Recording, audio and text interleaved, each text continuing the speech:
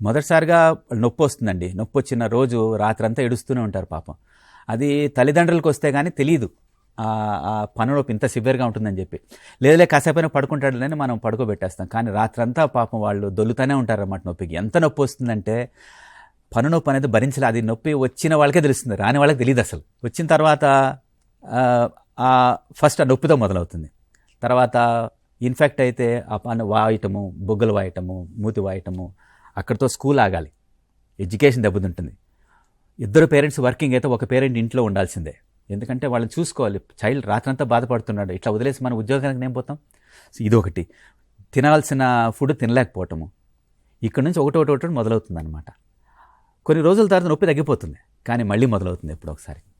So ఇది చేయకపోవటం వల్ల పర్మనెంట్ పళ్ళపైన కూడా దీని ఎఫెక్ట్ ఉంటుంది.